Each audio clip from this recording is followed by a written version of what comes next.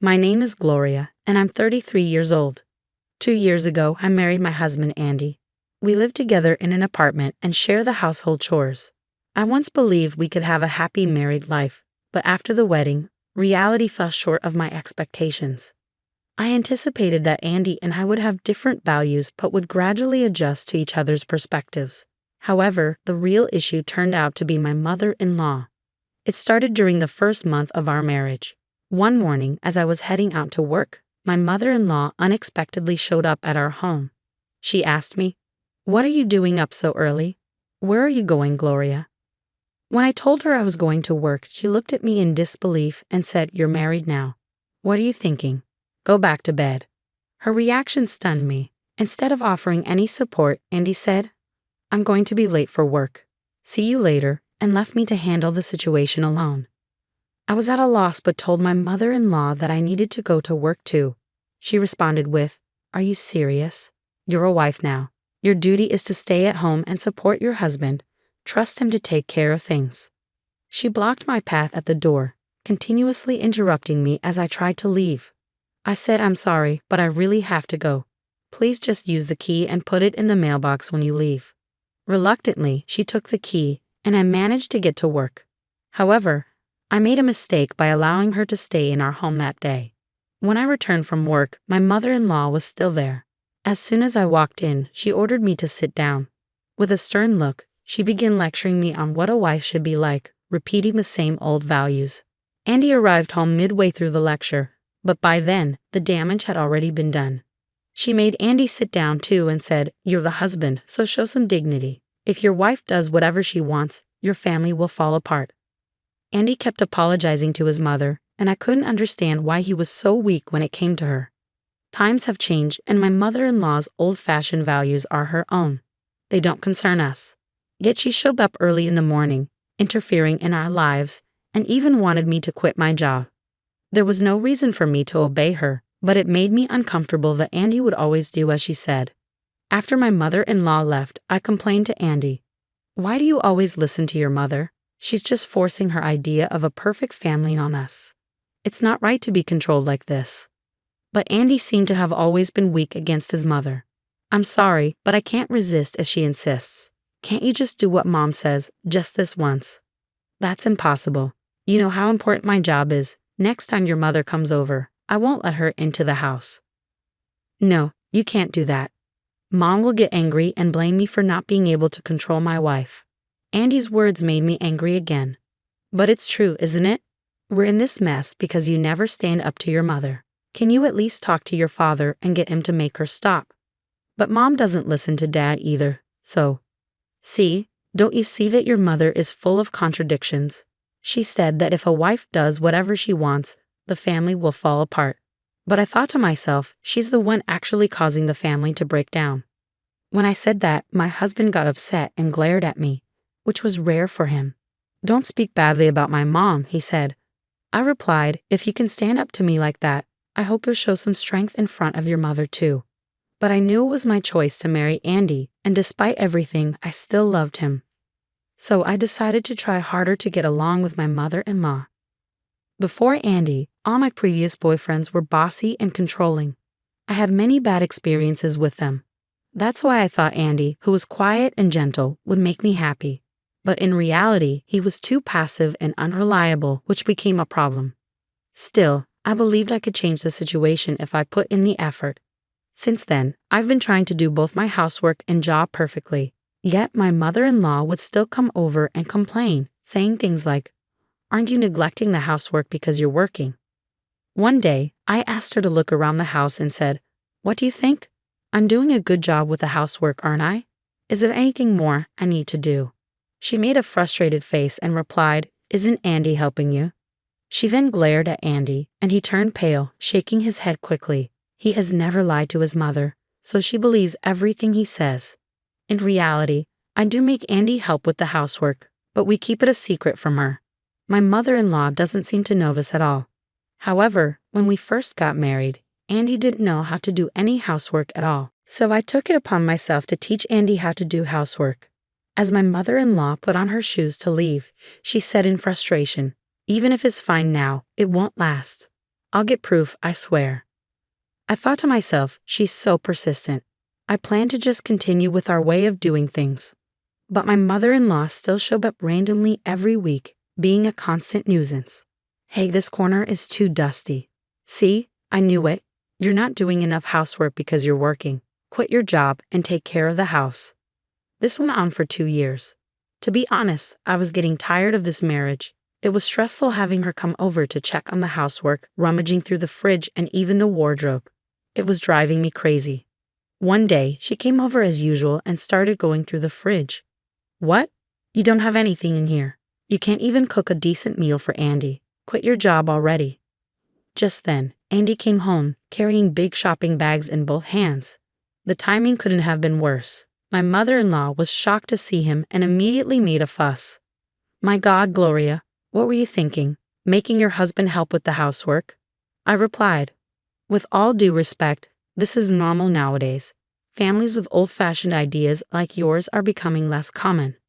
My mother-in-law's face turned red, and she started yelling, You do whatever you want and mess everything up. It's disgusting. And you too, Andy. Why do you let her do this? Man up. Andy's face turned pale. He put the shopping bags on the floor, rolled his shoulders, and stayed silent.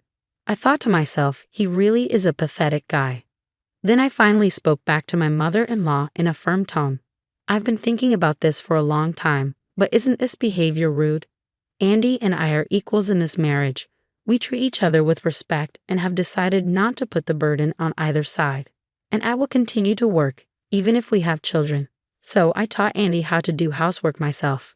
As my mother-in-law was putting on her shoes to leave, she said in frustration, Even if things are okay now, it won't last. I'll find proof, I swear. I thought, she's so persistent. I was ready to continue our way, but my mother-in-law kept showing up at random times each week, being a real nuisance. Hey, this corner is too dusty. I knew it. You're not doing enough housework because you're working. Quit your job and take care of the house. This continued for 2 years, and honestly, I was getting fed up with the marriage.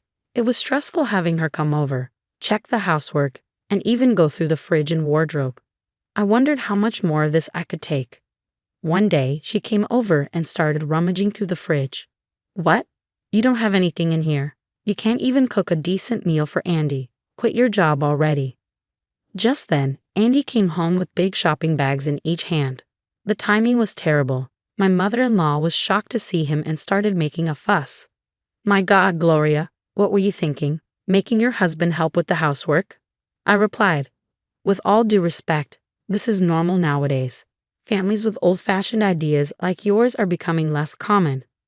Her face turned red, and she yelled, You do whatever you want and mess everything up. Disgusting. And you too, Andy. Why do you let her do this? Man up. Andy turned pale, put the shopping bags on the floor, rolled his shoulders, and stayed silent. I thought, he really is pathetic. I then spoke back to my mother-in-law with a strong tone. I've been thinking about this for a long time, but isn't this behavior rude? Andy and I are equals in this marriage. We treat each other with respect and have decided not to place the burden on either side. I will continue to work, even if we have children. Then, with a blank expression on my face, I told her the truth. I'm going back to work after my maternity leave. What? She said, shocked. You're not just saying that to surprise me, are you? No, I'm not. Also, after I return to work, Andy is going to quit his job. We've decided that he will become a full-time stay-at-home father. Huh? What nonsense are you talking about? You're a mother, and you don't want to raise your own children. Well, my income is higher than Andy's. Of course, I'll support him while I work. We both agreed that it would be better for our children. At that moment, my mother-in-law began to tremble. She turned to me, her face filled with anger like I had never seen before. Impossible. That's unforgivable. I didn't raise Andy to be unhappy. I will make sure he divorces you for sure, she shouted before storming out of the apartment as if she were running away. When Andy came home from work, he had a grim look on his face. Mom was so annoying. She called me while I was at work, saying what we decided was wrong. I don't know what she'll do. She might do something crazy. Gloria, why don't you go back to your parents' house for a while and have the twins there? It was rare for Andy to suggest something, even when he proposed to me. I remember how he showed me the engagement ring while trembling and couldn't even say, "Will you marry me?" I appreciated his kindness and courage, so I agreed. "All right, I'll take your advice and do that." I told my parents about the situation and decided to have the babies in my hometown. While I was there, I called Andy every day. I remember the time when Andy and I were dating. We didn't see each other very often, so we used to call each other just like this. Now, even though things were tense, hearing his voice brought back those memories. My mother-in-law was still furious and even showed up with divorce papers. But Andy reassured her that he would never divorce me. He even made another suggestion that helped me feel more at ease. It was an incredibly tough time, but Andy held my hand and kept my spirits up the whole way. Eventually, I gave birth to our baby girls. Andy stayed at my parents' house with me until things settled down. After a while, he returned to our apartment on his own. Not long after, I received a phone call from my mother-in-law. "Hello, Gloria. Only Andy came back, and he didn't say anything about you. You're not planning to come back here, are you?" she asked, clearly irritated. "I'm coming home tomorrow with the babies," I replied. "No, don't come back. I don't want to see your face. You and Andy are getting a divorce anyway. Why don't you just stay with your parents? Andy went there to talk about the divorce, right?" she said, sounding excited. I chuckled and responded, "Please don't worry, but I don't think Andy will be seeing you anymore." There was a brief pause before she replied, "What? What are you talking about? Haven't you heard from Andy?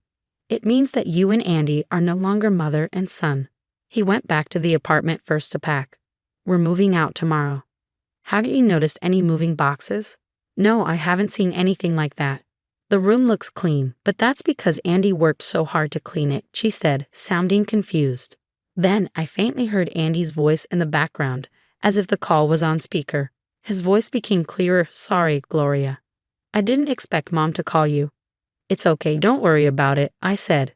"How's the packing going?" "Yeah, almost done. I thought it would be troublesome if Mom came and made a fuss," he replied. "So I sealed the boxes and closed them up." "Wow, that's great," I said. "I'm sorry I made you do all that." As we were talking, my mother-in-law suddenly started yelling. "What the hell are you talking about? Andy, don't tell me you're moving and cutting ties with me." I was about to explain when Andy interrupted. "No, you shut up, Mom. I've had enough. All you do is impose your own rules on us, and you don't realize how much trouble you're causing. I'm sick of it. That's why we decided to cut ties with you. And when did you even make a duplicate key without our permission? Give it to me so I can return it to the management company." Andy's words stunned his mother. "What, Andy? You're divorcing Gloria, and now you're saying this to me? Divorce? I never said I'm divorcing Gloria. She earns more than me, and she's already explained that if she became a housewife, we couldn't have a stable family. The girls would have to sacrifice too much." My mother-in-law, still in shock, replied, "But it's just one income. Gloria's father and brother may run a company, but what does that have to do with her?" I finally spoke up, "I didn't tell you because I knew you'd make a big fuss. I work for my brother's company. He's starting another business soon, and I'm supposed to take over his company." "Huh? You mean a woman will be the president?" she asked, incredulous. "Yes, the president," I confirmed. "But for now, I'm more focused on supporting the company. I'll return to work after my maternity leave. I think we've talked about this before, I had told her this during our wedding planning, but it seemed she had forgotten. My mother-in-law was stunned into silence and didn't know how to respond for a long time. Then Annie spoke up. "Oh, by the way, Barry works for Gloria's brother's company. With your attitude, what do you think will happen to him?" Barry is Andy's second brother and a sales manager at my brother's company. I had met Barry at the wedding and found out he was Andy's brother. My mother-in-law's voice trembled as she said, "Oh my God, I'm so sorry. I didn't know. Please don't fire Barry. He's struggling with 3 kids right now." I almost laughed. "No, I can't just fire an employee because of a threat. But really, please stop interfering in our family." "Well, we're cutting ties with you anyway, so it doesn't matter," she said, still ranting. Barry seemed to have forcefully ended the call. The next day, my parents dropped me off at our new house with the twins. The movers had already finished setting up the furniture and unpacking the boxes, and my parents helped organize everything. Shortly after, my father-in-law arrived. After Andy cut off contact with my mother-in-law, my father-in-law decided to distance himself from her as well. My mother-in-law's old-fashioned values had affected not just Andy but also my father-in-law and his two brothers. It seemed the entire family was dealing with the fallout just as we were. Andy, who had always been the quietest and most obedient to his mother, finally stood up to her. One by one, the sons declared their separation from her. My father-in-law also left the house and is now preparing for divorce with a lawyer. My mother-in-law has been abandoned by all her family members. Andy quit his job and has been dedicated to taking care of the twins, while I continue to work hard every day. Considering our children's future expenses, it's better for me to work than for Andy to. No matter what anyone says, I will respect the decision Andy and I made as a couple. We are committed to building our own happy family. Thank you for watching until the end. Please subscribe to our channel if you liked the video. See you in the next one. Thank you.